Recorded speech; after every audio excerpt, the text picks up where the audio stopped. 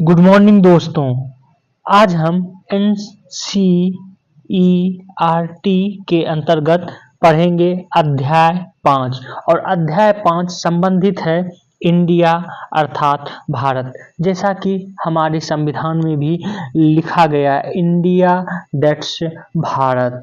इस तरह से हम आज जानेंगे कि इंडिया और भारत कैसे नाम पड़ा और भारत के विभिन्न नाम क्या हैं और भारत एक भौगोलिक संदर्भ में पूरे के पूरे जो संपूर्ण भारत है जिसमें कि पाकिस्तान, बांग्लादेश, अफगानिस्तान का कुछ भाग ये सारे आते थे। दैट मीन्स इसको हम कहते हैं इसको जो है हम लोग कहते हैं ग्रेटर भारत। और इसका विकास कैसे हुआ, इसका नामांकन कैसे हुआ, इसके बारे में जानेंगे। बहुत ही इंटरेस्टिंग टॉपिक है और इससे संबंधित प्रश्न भी पूछे जाते हैं। और जैसा कि हम रेगुलर आप लोगों को कह रहे हैं, बता रहे हैं कि आजकल जो एसएससी हो, बीपीएससी हो, यूपीपीसीएस हो या अन्य एग्जाम जिसमें कि तथ्य और साथ ही साथ कंसेप्ट बेसिस जो प्रश्न पूछे जाते हैं, खास करके कंसेप्ट बेसिस सारे के सारे एनसीईआरटी से ही संबंधित रहते हैं, उससे ही पूछा जाता है। तो आप लोग एनसीईआरटी एक बार जरूर पढ़ें। तो यहाँ पर जैसा कि हम प्रत्येक बार करते हैं कि अध्याय शुरू होता है और जो स्टेटमेंट किसी व्यक्ति या महापुरुष द्वारा दिया जाता है उस स्टेटमेंट को हम लोग पढ़ते हैं। और जैसा कि हम प्रत्येक बार बता चुके हैं कि इस तरह के स्टेटमेंट एसएससी में, यूपीपीसीएस में पूछा जाता है। तो आप लोग इस तरह के स्टेटमेंट को ध्यान में रखें और ये एनसीईआरटी से ही उठाकर पूछ लिया जाता है। और ये स्टेटमेंट है आज का, भारत में प्रारंभिक काल से ही आध्यात्म और सांस्कृतिक एकता स्थापित हो गई थी जो हिमालय और दो समुद्रों के बीच इस महान मानवता की जीवन धारा का अभिन्न अंग बन गई है। ये स्टेटमेंट है श्री अरविंद, दैट मीन्स अरविंद घोष का। आगे देखते हैं हम लोग इंडिया अर्थात भारत के चैप्टर जो हम लोग पढ़ेंगे। इस चैप्टर में हम लोग जानेंगे भारत को हम कैसे परिभाषित कर सकते हैं और भारत के कुछ प्राचीन नाम के बारे में हम लोग जानेंगे। और यहाँ जो आप पिक्चर देख रहे हैं, ये पिक्चर करीब 2300 ईस्वी पूर्व ग्रामीण भारत को एक दर्शाता हुआ एक चित्र है।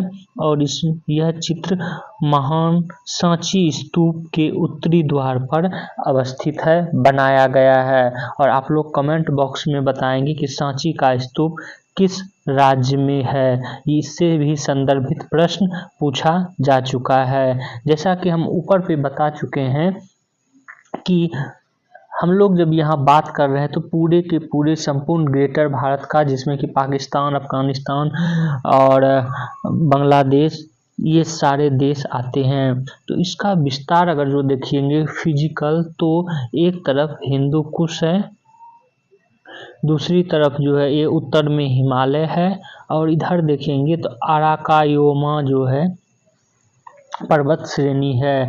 और इसी बीच विभिन्न नदियां प्रवाहित होती है। खासकर आप सिंधु नदी को जरूर ध्यान में रखें, क्योंकि सिंधु नदी आप ये देख सकते हैं, सिंधु नदी के नाम पे ही कुछ फारसी विद्वानों ने इसे हिंदू कहा, क्योंकि जो फारसी था उसमें 100 प्रोनाउंसिएशन नहीं होता था। 100 की जगह ये लोग ह का प्रोनाउंसिएशन करते थे, इसलिए सिंधु को इन्होंने हिंदू नाम प्रोनाउंस किया। तो ये सारे नदियां हैं, हालांकि नदियां के बारे में हम लोग ज्योग्राफी में पढ़ेंगे। आगे देखते हैं आज का भारत एक आधुनिक राष्ट्र है जिसकी परिभाषित सीमाएं, राज्य और ज्ञात जनसंख्याएं हैं। हालांकि यह 500, 2000 और या 5000 वर्ष पूर्व बहुत अलग था। विश्व के इस भाग को हम प्रायः भारतीय उपमहाद्वीप कहते हैं। तो ये भी जान लें कि भारतीय उपमहाद्वीप के अंतर्गत जो है पाकिस्तान, अफगानिस्तान, बांग्लादेश ये सब आते हैं और इसके भिन्न भिन्न नाम रहे हैं और इसकी सीमाएं भी बदलती रही हैं। विभिन्न स्रोतों से हम भारत के अतीत और विकास के बारे में जान सकते हैं और आइए पता लगाएं। इस पर विचार करने के लिए कहा जा रहा है कि इस अध्याय के प्रारंभ में दिए गए भारतीय उपमहाद्वीप के भौतिक मानचित्रों का अध्ययन कीजिए। वे कौन कौन सी प्राकृतिक सीमाएं हैं जिसे आप समझ सकते हैं, जैसा कि अभी बताए भी कि इसके प्राकृतिक सीमा क्या हैं। इतिहास के इस क्रम में भारत को उसके निवासियों और विदेशों से आए आगंतुकों के द्वारा कई नामों से बुलाया जाता रहा है। ये नाम प्राचीन पुस्तकों, यात्रियों और तीर्थयात्रियों के वृत्तांत और शिलालेख में भी मिलते हैं। भारतीयों ने भारत नाम कैसे दिया, सबसे पहले वो हम लोग जान लेते हैं। ऋग्वेद भारत का सबसे प्राचीन ग्रंथ है। हम अध्याय 7 में इसके बारे में पढ़ेंगे भी, ऋग्वेद के बारे में। यह हजारों वर्ष पुराना है। इस ग्रंथ में उपमहाद्वीप के उत्तर पश्चिम क्षेत्र का नाम सप्तसैंधव अर्थात 7 नदियों की भूमि है, ये कहा गया। इन क्षेत्रों को सप्तसैंधव प्रदेश कहा गया क्योंकि यहाँ पर 7 नदियाँ प्रमुख थी। सिंधु, झेलम, चेनाब, रावी, ब्यास, सतलुज, सरस्वती, ये सब नदियाँ जो है यहाँ पर प्रवाहित हो रही थी, तो इसको सप्तसैंधव प्रदेश कहा गया है। किसमें? ऋग्वेद में। सैंधव शब्द सिंधु से आया है जिसका आस सिंधु नदी या समांतर एक नदी से है। समय बीतने के साथ ही हमें साहित्य में भारत के अन्य क्षेत्रों के नाम भी मिलते हैं। महाभारत भारत के सबसे प्रसिद्ध ग्रंथों में से एक है। रोचक बात यह है कि इसमें अनेक क्षेत्रों को सूचीबद्ध किया गया है, जैसे कश्मीर, कुरुक्षेत्र, वंग, प्रज्ञाज्योतिष, कच्छ, केरल आदि क्षेत्रों का वर्णन महाभारत में किया गया है। तो प्रज्ञाज्योतिष ये असम का भाग था, ये आप लोग ध्यान में रखेंगे। और वंग बंगाल के भाग को महाभारत काल में कहा जाता था। क्योंकि ये शब्द आधुनिक समय में प्रयोग नहीं होता है, इसलिए आपको याद रखना है। क्योंकि कुरुक्षेत्र आज का हरियाणा का भाग था, आपको पता है। कश्मीर जो कि आज का जम्मू कश्मीर है, कच्छ भी गुजरात का भाग है, केरल जो कि वर्तमान में केरल भी है।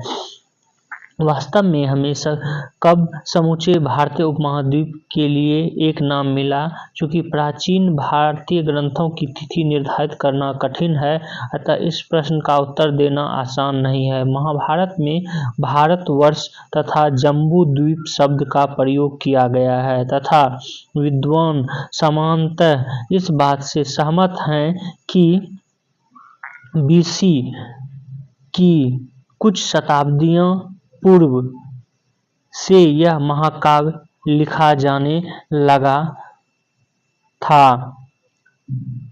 पहला शब्द भारतवर्ष स्पष्ट रूप से समूचे उपमहाद्वीप के लिए प्रयुक्त हुआ और इस ग्रंथ में अनगिनत नदियों और लोगों के नाम सम्मिलित हैं। भारतवर्ष से आशय भरत के देश से है। भरत का नाम जो सर्वप्रथम ऋग्वेद में उल्लिखित हुआ था, वहाँ इसका अभिप्राय लोगों के एक प्रमुख वैदिक समूह से है। बाद में साहित्य में विभिन्न महाराजाओं के लिए भरत नाम उल्लिखित हुआ। दूसरे शब्दों में दूसरे शब्द जम्बू द्वीप से आश्रय जामुन वृक्ष के फल के द्वीप से है। जम्बू द्वीपे, आप लोग जब कथा सुनते हैं तो उसमें जो है ये टर्म सुनते होंगे जम्बू द्वीपे।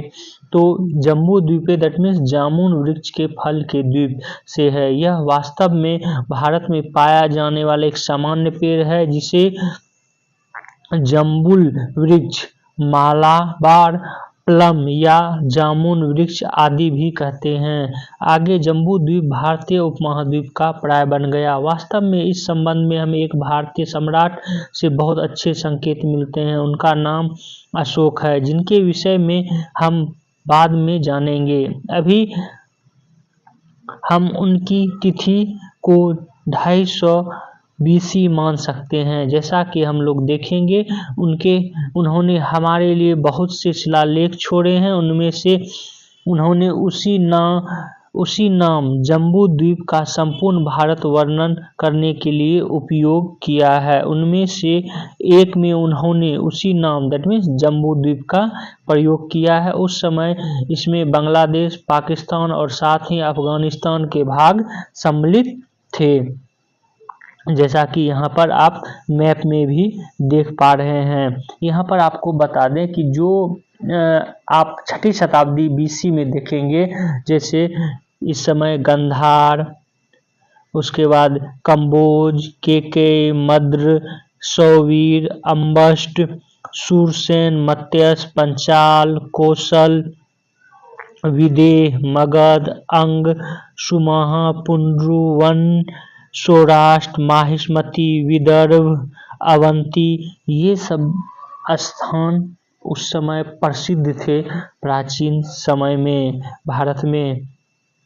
आगे देखते हैं हम लोग, और ये सब का प्रयोग महाभारत काल में भी हुआ है। जितने भी ऊपर पर शहर हैं या क्षेत्र हैं उसका नाम।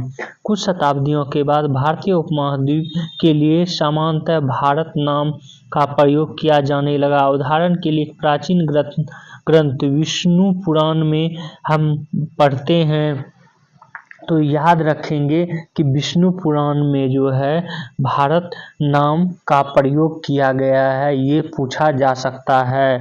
और यह है उत्तरयत समुद्रास्य हिमाद्रेचे दक्षिणम वर्षतद भारतम नाम। वह देश जो समुद्र के उत्तर में और हिमाच्छादित पर्वतों के दक्षिण में है उसे भारत कहते हैं। संभवतः हो सकता है कि संस्कृत का प्रोनाउंसिएशन करने में, उच्चारण करने में थोड़ा सा ये हो, तो आप लोग इस पे ध्यान रखेंगे, क्योंकि फैक्ट्स ये है कि भारत का पहली बार उपयोग विष्णु पुराण में किया गया है। ये फैक्ट्स आपको ध्यान में रखना है। यह नाम भारत आज भी प्रयोग में है। उत्तर में इसे सामान्यतः भारत लिखते हैं, जबकि दक्षिण भारत में प्रायः भारतम लिखते हैं। दैट मीन्स कि इस भारत के लिए जो कि विष्णु पुराण में वर्णन है, तो उत्तर भारत में हम लोग भारत कहते हैं और दक्षिण भारत में भारतम कहते हैं। दैट मीन्स संस्कृत का जो है टोनअप आता है इसके अंतर्गत। आगे चलिए, आगे देखते हैं। यह जानना रोचक है कि भारत के लिए देश के विभिन्न भागों ने एक समान परिभाषा को अपनाया है। उदाहरण के लिए 2000 वर्ष पूर्व प्राचीन तमिल साहित्य की एक कविता में एक ऐसे राजा की प्रशंसा की गई जिसका नाम दक्षिण में केप कुमारी से उत्तर में महान पर्वत तक, पूर्व के महासागर से पश्चिम के महासागर तक जाना जाता है। उत्तर में महान पर्वत को अब आप पहचान सकते हैं, दैट मीन्स हिमालय, और केप कुमारी की पहचान करने में भी कोई कठिनाई है, जो कि अभी केप कोमोरोन कहलाता है। इस तरह प्राचीन या कन्याकुमारी, इस तरह प्रतीत होता है कि प्राचीन भारतीय अपने भूगोल को अच्छी तरह से जानते थे।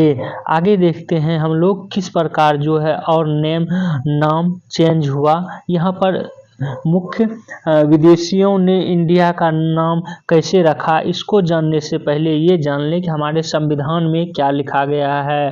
भारतीय संविधान जो सर्वप्रथम अंग्रेजी में लिखा गया था कि शुरुआत में ही इंडिया डेट इज भारत वाक्यांश का प्रयोग किया गया है। संविधान के हिंदी अनुवाद में भी वही भारत अर्थात इंडिया को उल्लेखित किया गया है। तो ये ध्यान में रखेंगे कि हमारे संविधान में क्या लिखा गया, India date is Bharat.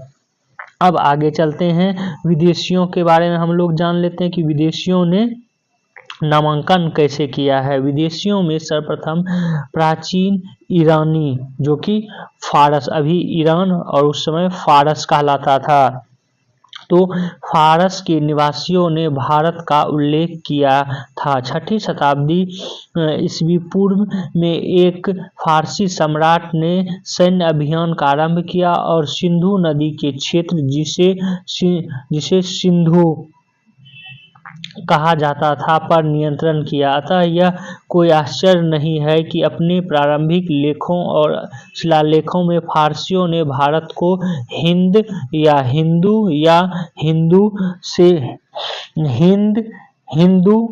Hindu से निर्दिष्ट किया था, जो उनकी भाषा में सिंधु का रूपांतरण है। यहाँ पे आपको बता दें कि प्राचीन फारसी में हिंदू पूर्णतः एक भौगोलिक शब्द के रूप में किया गया था, ये भी ध्यान में रखेंगे। यहाँ इसे हिंदू धर्म से संदर्भित नहीं किया जा सकता। जो फारसी सर्वप्रथम यहाँ पर प्रयोग किए थे वो भौगोलिक क्षेत्र के रूप में किए थे, ना कि हिंदू धर्म के रूप में। इन्हीं फारसी स्रोतों के आधार पर प्राचीन यूनानियों ने इस भाग को इंडोई अथवा इंडी के नाम दिया था। इन्होंने हिंदू शब्द के पहले अक्षर ह को हटा दिया क्योंकि यह अक्षर यूनानी भाषा में नहीं था। तो ये भी ध्यान रखेंगे, जिस प्रकार हम पहले बताए कि सिंधु शब्द का प्रयोग ईरानी दैट मीन फारसी नहीं करते थे। सौ के जगह ह से उन्होंने हिंदू शब्द का प्रयोग किया। वहीं पर प्राचीन यूनानी जो कि आप अभी वर्तमान में जान सकते हैं, रोम के निवासी, तो इन्होंने प्रयोग किया इंडिके ह के जगह जो है ह के अक्षर को उन्होंने हटा दिया क्योंकि वो प्रोनाउंसिएशन नहीं कर पा रहे थे। तो इस तरह आप जानेंगे कि सिंधु से बना हिंदू और हिंदू से बना फिर इंडिके या इंडोई। प्राचीन चीनियों ने भी भारत से संपर्क स्थापित किया था। विभिन्न ग्रंथों में इन्होंने इंडिया का उल्लेख यिंतु या यिंदू से किया। दैट मीन्स इन्होंने हिंदू को ह को य प्रोनाउंस किया, इसलिए इन्होंने कहा यिंदू या यिंतु। यह शब्द भी मूलतः सिंधु से आया है। सिंधु, हिंदू, इंदु और यिंदू, ये आप लोग ध्यान में रखेंगे। खासकर चीन का यिंतु या यिंदू, ये आपको विभिन्न बुकों में नहीं मिलेगा। आगे देखते हैं हम लोग, ये हमारे जो भाग है, भाग 1, उसमें भारत का वर्णन किया गया है। भाग 1 में भारत अर्थात इंडिया राज्यों का संघ होगा, उसके बारे में लिखा है। ये हालांकि पॉलिटी का विषय है। आगे देखते हैं हम लोग इसमें कि विभिन्न जो यात्री थे उन्होंने किस प्रकार भारत का प्रयोग किया, भारत के लिए किस टर्म का प्रयोग किया। जियांगजेब, पूर्व में इसे हेनसांग उच्चारित किया जाता था, तो ये भी याद रखेंगे। अभी आपको किसी भी बुक में जुआनजेंग नाम नहीं मिलेगा, किसके लिए, हेनसांग के लिए, लेकिन हेनसांग का ही नाम जुआनजेंग है। ने 7वीं शताब्दी में चीन से भारत की यात्रा की। उन्होंने भारत के कई भागों का भ्रमण किया, विद्वानों से मिले, बौद्ध ग्रंथों को एकत्रित किया और 17 वर्ष बाद चीन वापस लौट गए। वहां उन्होंने संस्कृत से चीनी भाषा में उन पांडुलिपियों का अनुवाद किया जो वह अपने साथ ले गए थे। आगे आने वाली शताब्दियों में कई अन्य चीनी विद्वानों ने भी भारत का भ्रमण किया। आगे आपको बताते हैं कि एक अन्य चीनी शब्द तियानजू को सिंधु से लिया गया था, परंतु इस शब्द को स्वर्गतुल्य स्वामी के रूप में भी समझा जा सकता है। यह बताता है कि चीनियों का बुद्ध की भूमि के रूप में भारत के प्रति कितनी सम्मान था, ये इंडिकेट करता है स्वर्गतुल्य स्वामी के रूप में जब प्रयोग किया जाता है। आप संभवतः हाल के पारिभाषिक शब्द हिंदुस्तान से भली भांति परिचित होंगे, परंतु आप यह नहीं जानते होंगे कि यह शब्द आज से 1800 वर्ष पूर्व सर्वप्रथम एक फारसी शिलालेख में प्रयोग किया गया था। तो ये भी आप लोगों को ध्यान में रखेंगे कि हिंदुस्तान का सर्वप्रथम प्रयोग एक फारसी शिलालेख में किया गया था। बाद में भारत पर आक्रमण करने वालों ने भारतीय उपमहाद्वीप को वर्णित करने के लिए इसी शब्द का प्रयोग किया, दैट मीन्स हिंदुस्तान। ये आपको ध्यान में रखना है फारसी शब्द का। तो ये था आज का NCERT 6 क्लास का भारत अर्थात इंडिया के बारे में या इंडिया अर्थात भारत के बारे में। अब ये है प्रश्न क्रियाकलाप, तो ये जरूरी नहीं है आप लोगों को। तो आप लोग जो है हमारे इस वीडियो को शेयर करें, सब्सक्राइब करें और बेल आइकन को जरूर दबा लें। और याद रखें कि NCERT पढ़ना आप भी बहुत ही ज़रूरी हो गया है, तो इसलिए आप वीडियो को अपने दोस्तों को शेयर करें या NCERT खुद से भी 2 से 3 बार पढ़ेंगे तो कंसेप्ट भी क्लियर होगा और फैक्ट्स भी याद हो जाएगा। तो thank you for watching this video.